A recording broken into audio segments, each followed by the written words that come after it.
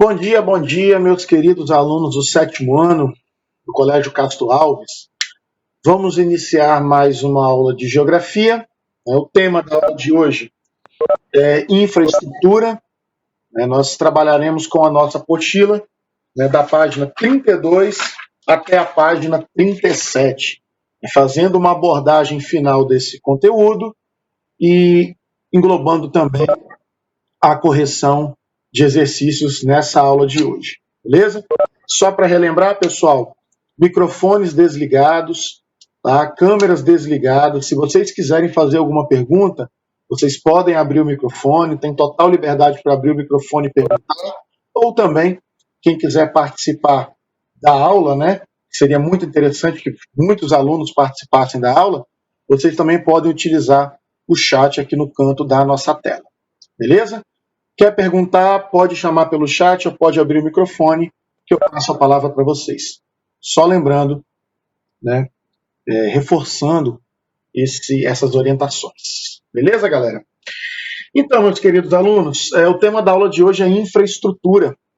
Antes mesmo de nós estudarmos os principais elementos que compõem a infraestrutura brasileira, quais são os principais tipos de infraestrutura no Brasil, eu preciso chamar a atenção de vocês sobre o conceito do que seria a infraestrutura. Eu gostaria que vocês acompanhassem na apostila, nesse último parágrafo da página 32, o conceito de infraestrutura, e gostaria que vocês destacassem. É o conjunto de elementos e instalações necessários ao andamento das atividades humanas. Então, são elementos e instalações que facilitam, que permitem o desenvolvimento das nossas atividades, sejam elas atividades culturais, sociais, políticas, econômicas, tudo que envolve as nossas atividades cotidianas, elas dependem de determinadas infraestruturas. Tá bom, pessoal? À medida com que os países eles vão se desenvolvendo economicamente, a sua infraestrutura vai mudando. À medida com que as populações e as economias dos países também vão crescendo, a infraestrutura ela precisa se transformar para acompanhar todas essas mudanças, sejam elas sociais ou econômicas. Tá bom, pessoal?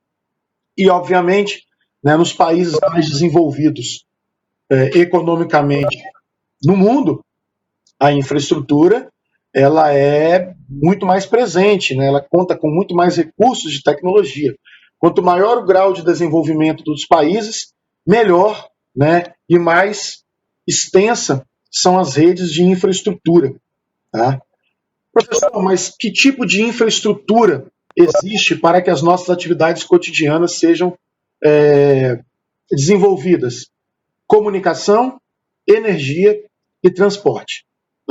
São os três tipos de infraestrutura básicas para o desenvolvimento das nossas atividades cotidianas, principalmente das nossas atividades econômicas. Na apostila de vocês, não foi trazida a questão da infraestrutura de comunicações. Nós vamos estudar isso um pouco mais à frente.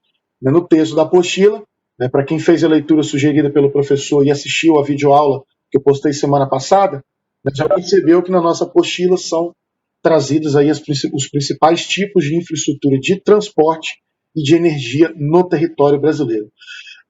Transporte e energia, como vocês estão no ensino fundamental, são chamados de infraestrutura. No ensino médio, a gente trabalha também com o conceito de rede geográfica. Bom, pessoal, essas infraestruturas elas são organizadas em rede. Por estarem dispersas pelo território mundial e, no nosso caso, brasileiro, nós estamos estudando Brasil, a infraestrutura também compõe redes, redes geográficas de transporte, redes geográficas de comunicações e redes geográficas de energia. Mas esse conceito de redes geográficas vocês trabalham mais no ensino médio.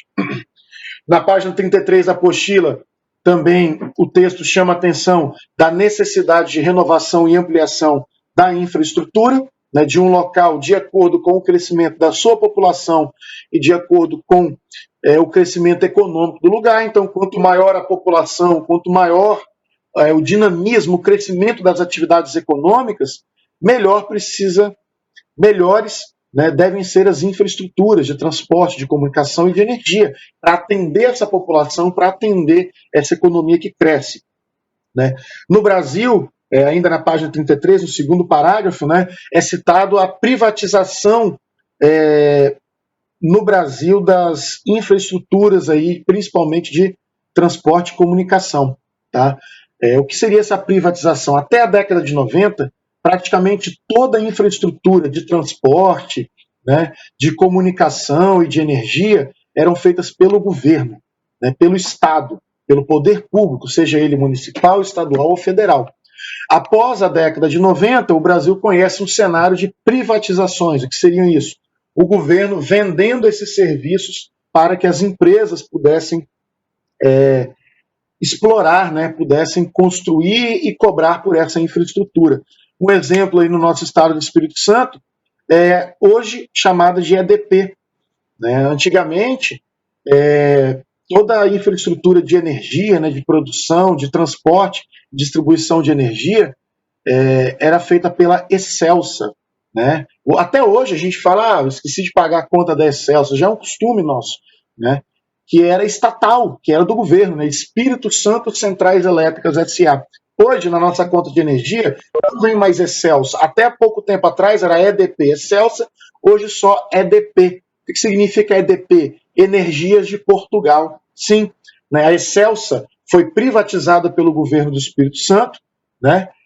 Foi vendida as operações da Excelsa, né, que era do Estado, que era do governo estadual, para essa empresa chamada EDP, Energias de Portugal. Então, um exemplo do que aconteceu no Brasil, né, a partir da década de 90. No Espírito Santo, a nossa distribuição de água ainda é feita pela CESAM, né, que é estatal, que é do governo do Estado, ainda não foi privatizada, mas, em alguns casos, né, serviços públicos foram concedidos, foram vendidos para que empresas privadas pudessem fornecer, explorar e cobrar por isso.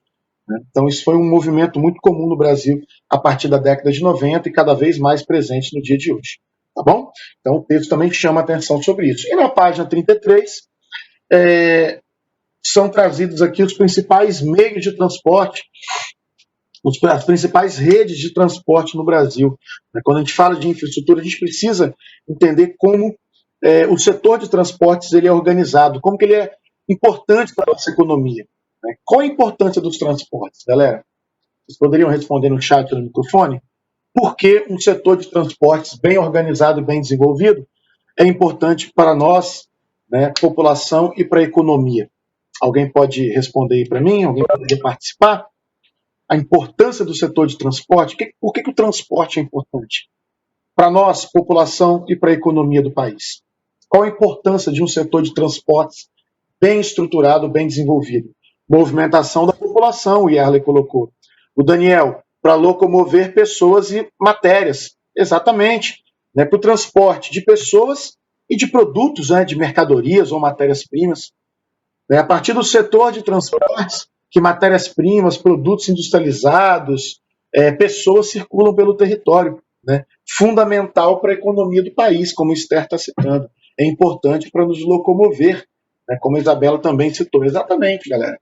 Então, nós temos no Brasil algumas modalidades, né, de transporte mais desenvolvidas. Né? A apostila de vocês chama atenção do transporte rodoviário, ferroviário, aquaviário e aéreo. Bom, para quem leu o texto da apostila e quem assistiu a videoaula já percebeu, né, que a principal modalidade de transporte no Brasil é a rodoviária. Né? As rodovias são a infraestrutura de transporte mais desenvolvidas no país, né, que tem aí a maior predominância no Brasil. Né? Não tem esse dado na apostila, mas eu queria destacar com vocês, galera, mais ou menos aí 60% das cargas transportadas no Brasil se movimentam por rodovias, né, principalmente pelo transporte rodoviário, né, por caminhões, carretas, beleza? Mais ou menos 60% das cargas brasileiras são transportadas por rodovia. Né? O transporte aquaviário, ele não tem uma abrangência tão grande. Né? Na apostila de vocês chama atenção para os tipos de transporte aquaviário, né? Que é o transporte fluvial, né, feito por rios, pelas hidrovias, o transporte marítimo, né, feito pelo mar, e o lacustre, por lagos, né? Então, o transporte aquaviário é todo o transporte realizado pela água, seja pelos rios, mares ou lagos. No Brasil, o transporte aquaviário ele adquire uma magnitude muito pequena ainda. Apenas 15% das cargas no Brasil são transportadas pelo transporte aquaviário, somente 15%. 60% por rodovias. Professor, e os outros aí 25% por ferrovias, tá? São transportados por ferrovias. As ferrovias seriam o meio de transporte, galera, mais importante para o Brasil hoje. O fato do Brasil ser um país de grandes dimensões territoriais, as ferrovias seriam o meio de transporte mais eficiente, porque seria mais barato, né, e mais rápido transportar por ferrovia se nós compararmos com as rodovias. Tá? Deem uma olhada na página 34. Vamos virar a apostila na página 34, galera. Vamos comparar esses mapas aí do transporte ferroviário e hidroviário com o transporte rodoviário no Brasil. Tá? O transporte rodoviário tem uma abrangência muito maior. Né? E nesse caso aqui, pessoal, nós estamos trabalhando, né, com as rodovias aí pavimentadas, tá? Essas em vermelho no mapa da direita da página 34 são somente as rodovias pavimentadas, fora as rodovias não pavimentadas, que existem sim rodovias estaduais e federais que não são pavimentadas. Então a malha rodoviária é muito grande, é muito maior do que nesse mapa, tá? O ideal para o Brasil seria o quê? Um maior investimento no transporte ferroviário, né? O ideal seria um crescimento da expansão, é óbvio, né? O crescimento ou expansão da malha ferroviária no Brasil. Transportar por trilhos de trem a longas distâncias é muito mais barato do que transportar por caminhões. Tá? Consome menos combustível, polui menos, né? E o tempo de transporte seria melhor, porque você não tem congestionamento em ferrovia, como você tem em rodovia. O risco de acidente nas ferrovias é muito menor do que nas rodovias. Então, infelizmente, né, os vários governos do século XX que passaram pelo Brasil priorizaram muito o transporte rodoviário e esqueceram o transporte ferroviário. E para a gente finalizar, né, a infraestrutura de transporte, na página 34, é citado o transporte aéreo, que no Brasil envolve muito mais o transporte de passageiros do que de cargas. Né? Por que, Rubens? Porque poucas cargas são transportadas por aviões no Brasil. Porque o transporte aéreo de cargas ainda é muito caro. Né? Somente cargas extremamente valiosas ou extremamente perecíveis são transportadas por aviões, tá, pessoal? Já o transporte aéreo de passageiros, né, com o passar aí dos anos 2000, foi se tornando relativamente mais barato, então ficou mais fácil você se transportar por via aérea, né, transporte de passageiros por via aérea hoje. Alguma dúvida, galera, em relação à infraestrutura de transportes? É muito importante que vocês comparem esse mapa do transporte ferroviário e hidroviário com o transporte de rodovias, para a gente entender, né, que o transporte rodoviário é o mais utilizado no Brasil para cargas, né, também de passageiros, mas principalmente para cargas. Alguma dúvida, pessoal? A videoaula da Positivo também estava muito bem explicadinho. A professora da Positivo caprichou na explicação sobre infraestrutura de transporte para vocês. Para a gente finalizar o texto da apostila, energia. Né? A infraestrutura de energia. Por que é importante um país que tenha uma infraestrutura de energia bem desenvolvida, né, que atenda a população e as empresas? Pessoal, tudo que é produzido precisa de energia, desde da agricultura e pecuária, passando pelas indústrias e o setor de comércio e serviços. Né? Então, desde o setor primário, secundário e terciário da economia, nós precisamos de energia. Só que não basta nós entendermos que energia é somente isso aqui, ó, eletricidade. Tá? Energia não é somente eletricidade, não é somente energia elétrica. Quando nós falamos em produção de energia, nós devemos lembrar que energia envolve a produção de eletricidade, e essa eletricidade ela pode ter diversas origens, né, diversas fontes, diversas maneiras de se produzir eletricidade até chegar na nossa casa. Nós vamos ver que no Brasil existe uma fonte principal, uma matriz elétrica principal. Mas além da eletricidade, suas diversas formas de ser produzida, energia também envolve toda a produção de combustíveis, né? Porque os combustíveis que são utilizados nos motores, eles também produzem movimento, né? Também é utilizada como fonte de energia. Então a energia é a eletricidade e também as nossas fontes de combustíveis, né, que movimentam os nossos meios de transporte. Também são englobados na produção de energia, né, na cadeia energética. Então a cadeia energética é a produção tanto dos combustíveis quanto da eletricidade que chega às nossas casas. Beleza? A Wagner pede para a Annalise fechar o microfone. Vamos ficar atentos, tá, pessoal? Com os microfones abertos para não dar interferência. Beleza?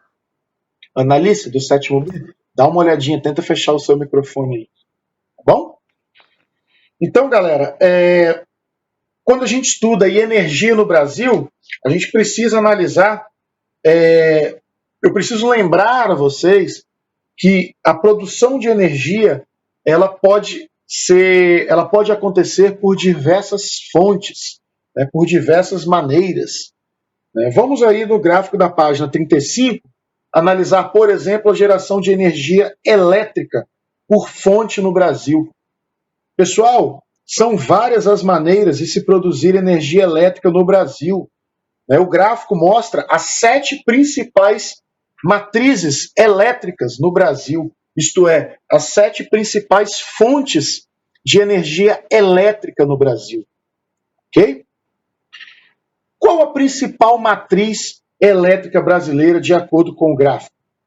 Alguém pode me responder? Analisando aí o gráfico da página 35, vamos acompanhar o professor.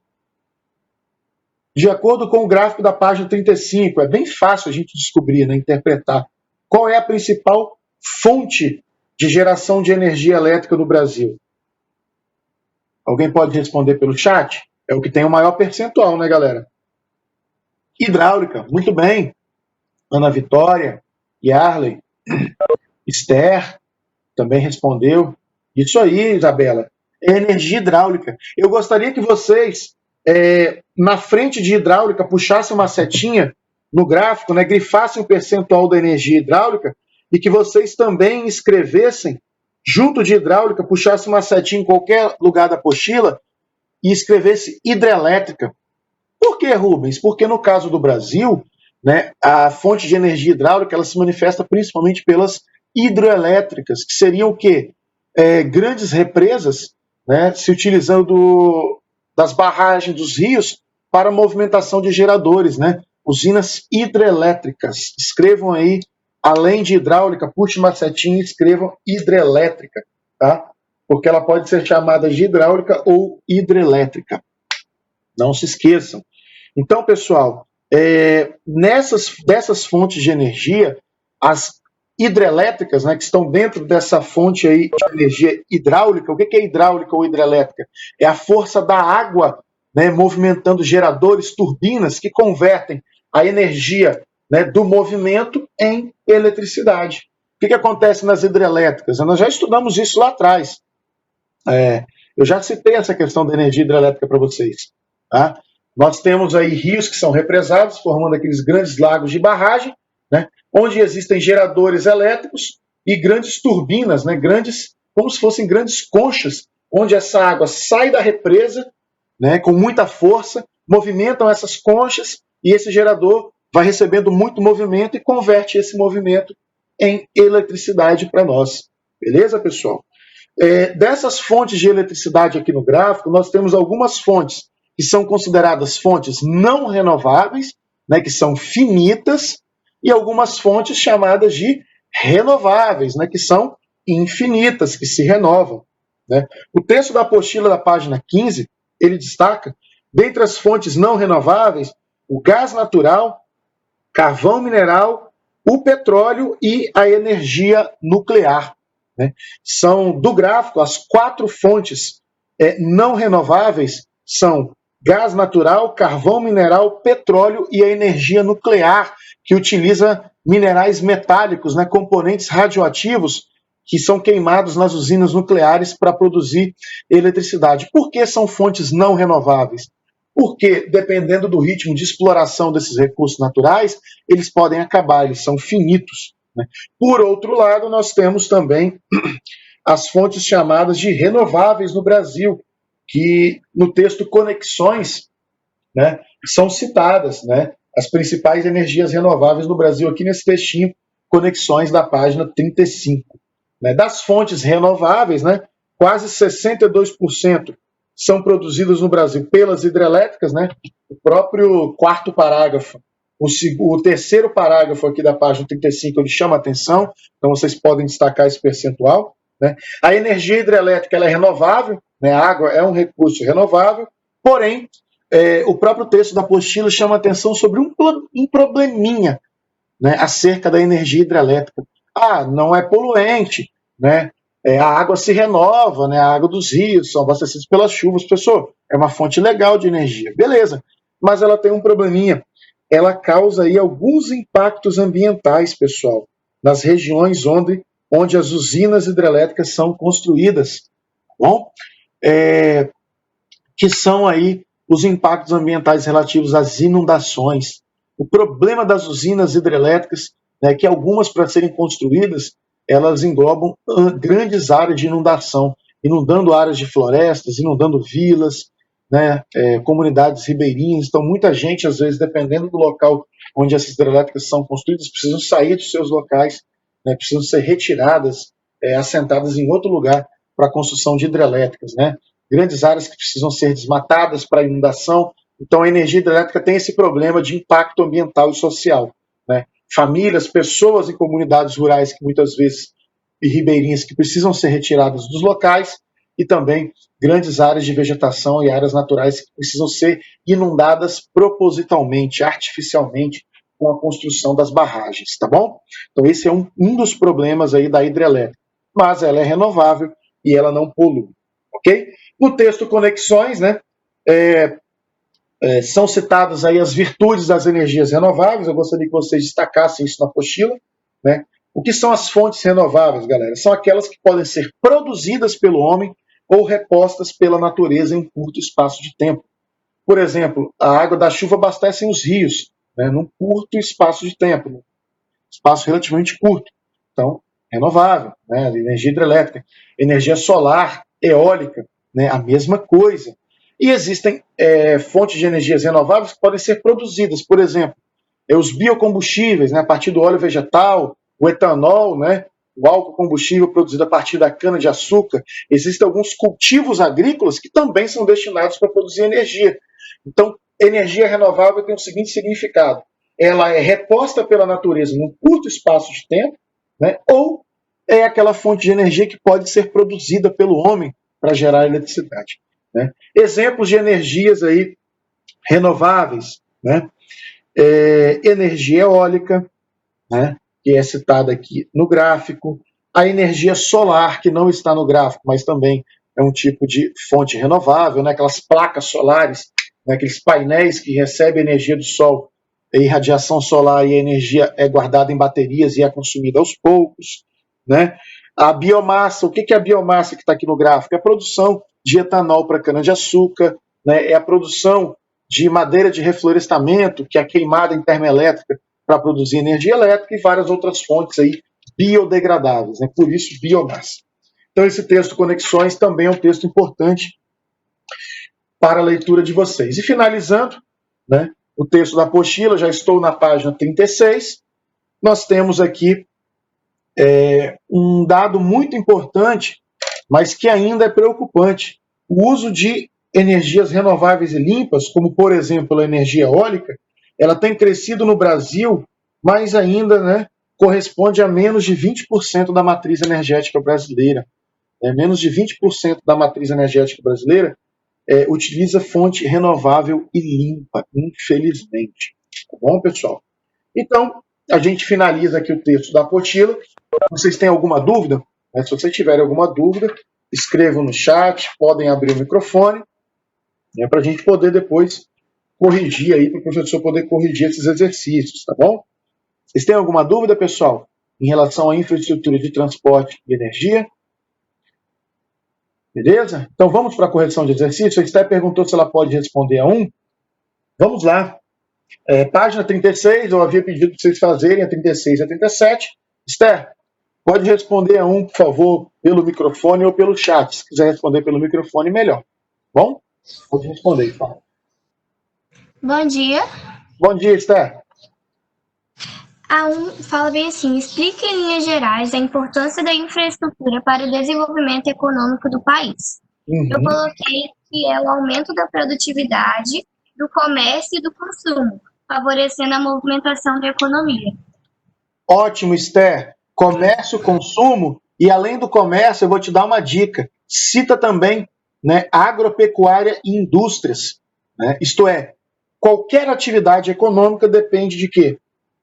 Da infraestrutura, seja da energia ou dos transportes. Beleza, Esther? Se quiser, pode complementar também. Né? Ou citar qualquer atividade econômica. Beleza, está correta a sua resposta, Esther. Questão número 2, alguém poderia responder? Alguém queria responder a questão 2? Qual é a modalidade de transporte mais utilizada no Brasil? Quais são as desvantagens relacionadas a ela? Eu acabei de citar no texto da apostila. Vai lá, Yarley, pode abrir o microfone para responder. Vamos lá?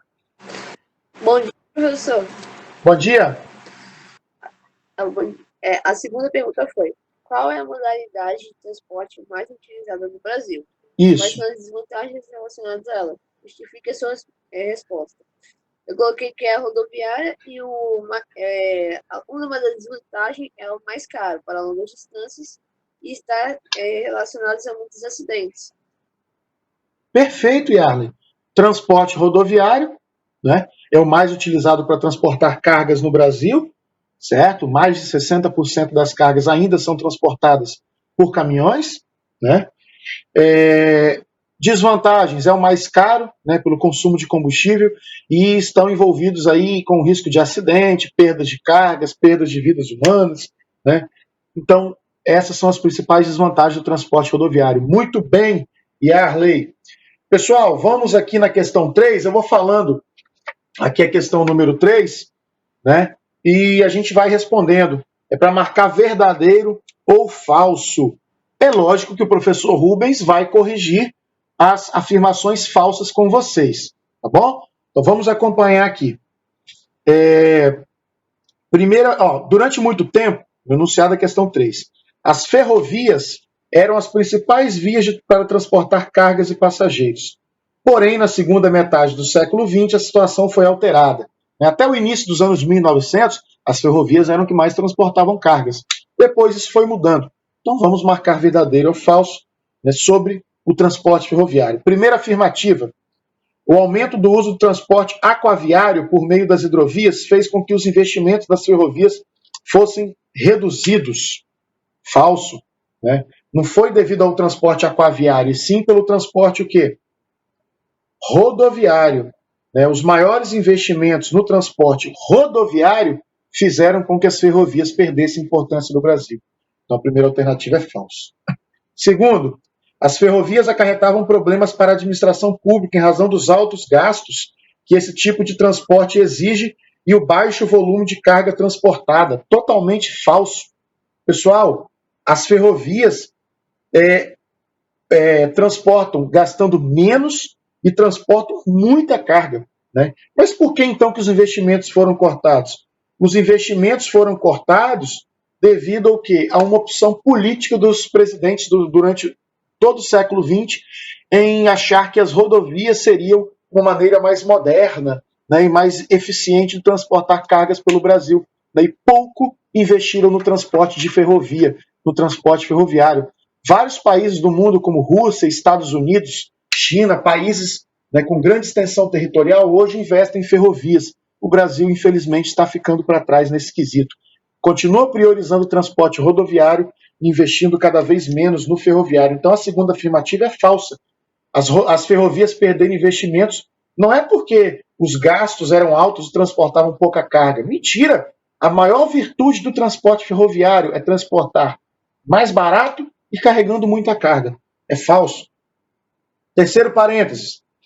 Nesse período, gradativamente, houve redução dos investimentos no transporte ferroviário e aumento nos transportes em rodovias. Verdadeiro.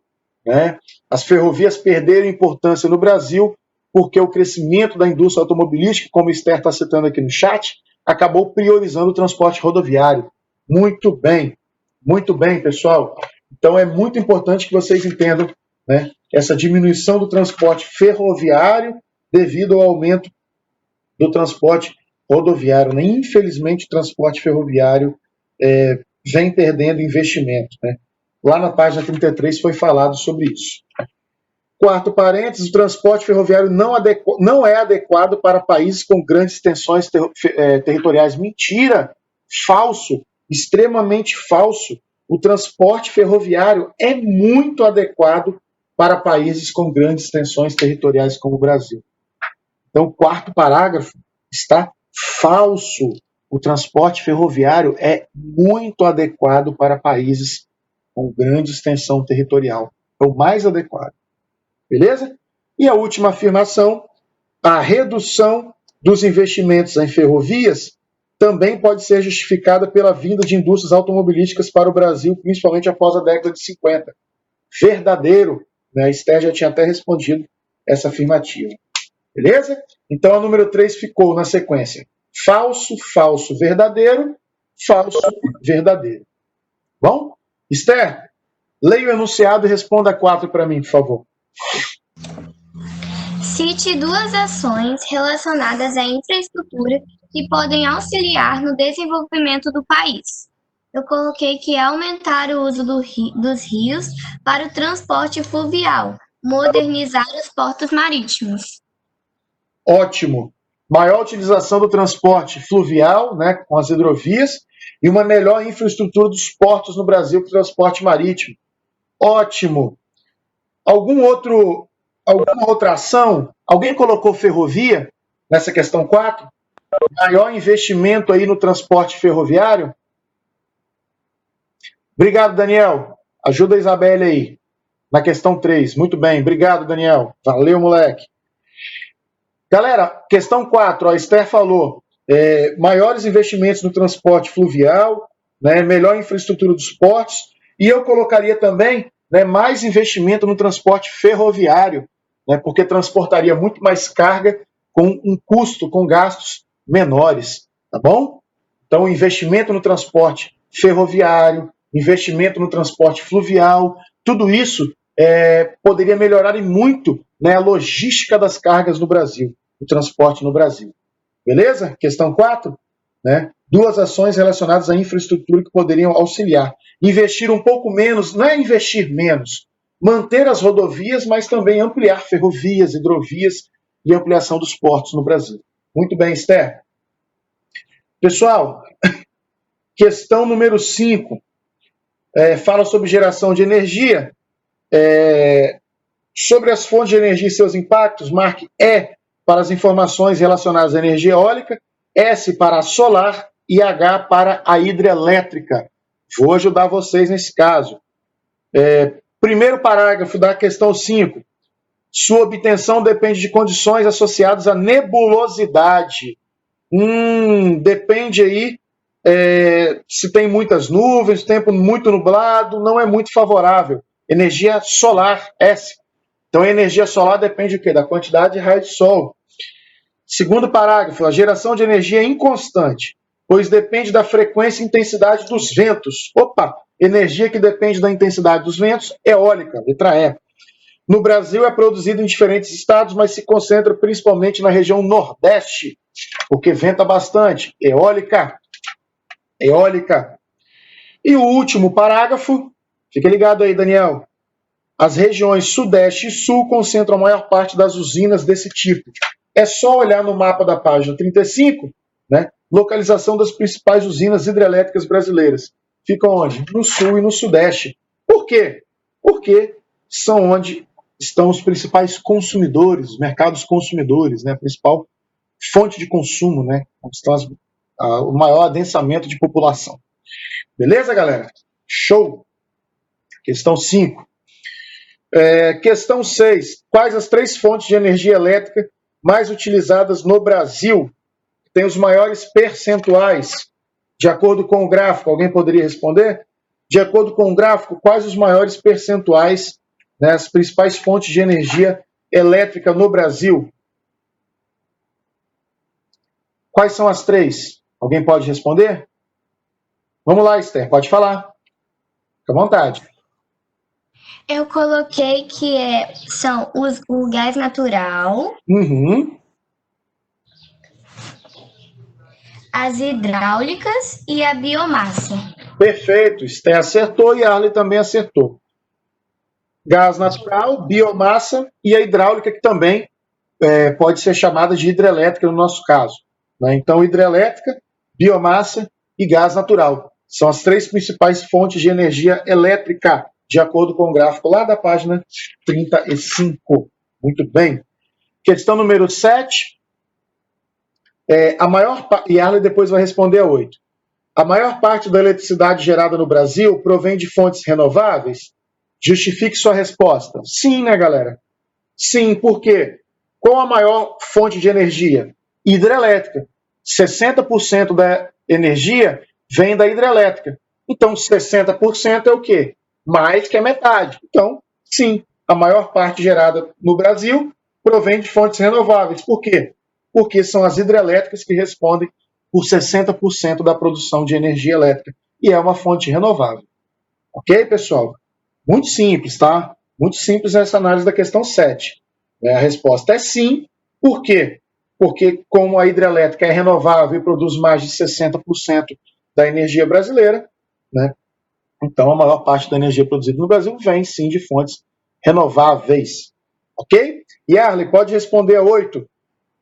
Leia o enunciado e responda para mim, por favor. Em qual município e estado se localizam as centrais nucleares brasileiras? Quais são os problemas relacionados a essa fonte de energia? Eu coloquei que o município é Angra dos Reis, o estado é Rio de Janeiro, e sua energia gerada é um problema, e sua área ocupada. Beleza. Por que é um problema, Arley? Risco de acidente e, caso ocorra algum acidente, contaminação o quê? Radioativa, que é muito perigoso para a saúde humana. O problema da energia nuclear, pessoal, das usinas nucleares, elas não emitem poluente atmosférico. Elas trabalham todas lacradinhas lá. O problema é que se ocorrer alguma explosão, a gente pode sofrer e muito com a contaminação radioativa. Não esquece de citar isso na resposta não, tá bom? Esther, pode responder a 9. Quais são os principais impactos ambientais gerados pelas hidrelétricas? Eu coloquei que os principais impactos ambientais são as inundações de extensas áreas e alagamentos. Ótimo, Esther. Diogo chamou a atenção de Chernobyl, né? Que é um exemplo exatamente, Diogo. A usina de Chernobyl na Ucrânia, em 1986, né? Acho que foi 86, 84, 86, acho que foi 86. Quando a Ucrânia ainda fazia parte da extinta União Soviética, ocorreu uma grande explosão na usina nuclear de Chernobyl, lançando aí vários materiais radioativos. 2011, né, há 9 anos atrás, na usina de Fukushima, no Japão. A energia nuclear ela é interessante porque uma usina nuclear consegue produzir muita eletricidade queimando material radioativo. Só que o problema é quando acontecem explosões e vazamentos. Aí a contaminação é muito grande. Tá bom? Pessoal, alguma dúvida nos exercícios? Achei muito bem completos esses exercícios. Tá? É verdade, pessoal, que uma família sofreu radiação e ficam... Rian, então, dependendo do grau de radiação que você ingere, né, que você tem contato, você pode ter câncer, você pode ter deformação nas crianças, né, que nascem daquelas famílias que tiveram um alto grau, né, de radiação. Dependendo do grau de radiação, Rian, você pode morrer quase que rapidamente, né? Mas quem teve as famílias que tiveram contato com essa radiação ao longo dos anos, as crianças podem nascer com problemas, né, muito sérios em relação à formação do corpo humano, principalmente a formação e desenvolvimento de câncer. O problema da radiação muito forte, quando ocorre vazamento radioativo, é a mutação das células do nosso corpo podendo se transformar em câncer. Tá bom, Rian? Muito bem colocada essa sua pergunta. Beleza, Rianzinho? Galera, lembre-se que vocês têm um estudo dirigido do capítulo 5, tá? Tá lá no Positivo On, lá no campo Atividades. Lembra que vocês fizeram um do capítulo 4, né? Que era para me entregar até semana passada? Então, vamos fazer agora um do capítulo 5 para a gente poder fechar de fato o nosso primeiro trimestre. Então, dê uma olhada no Positivo On. Amanhã o professor Rubens é até o dia 1º, certo? Isso mesmo, Yarley. Então, tem o estudo dirigido, né? Que eu postei desde a semana passada. E amanhã nós teremos uma outra postagem do Positivo On, porque nós começaremos aqui, ó, o nosso capítulo 6. Então, para essa semana, tem estudo dirigido do capítulo 5 e tem leitura da apostila e videoaula da Positivo, para vocês começarem o capítulo 6. Apertou um pouquinho, mas a gente precisa pegar firme para conseguir ficar no tempo certo, tá bom? Sejam corajosos, força, estudo dirigido para fazer e início do capítulo 6 para fazer. O estudo dirigido é lá do capítulo 5. É só olhar lá na postagem atividades do Positivo On, que vocês vão fazer da mesma maneira que fizeram anterior. E, lógico, não precisa ser hoje, tá, pessoal? De hoje, amanhã, até o dia 1º, façam o estudo dirigido. Ao longo da semana, depois vocês assistam a videoaula da Positivo e façam a leitura da apostila que o professor Rubens pediu lá no Positivo On. Beijo no coração, pessoal. Fiquem com Deus. Tchau, tchau.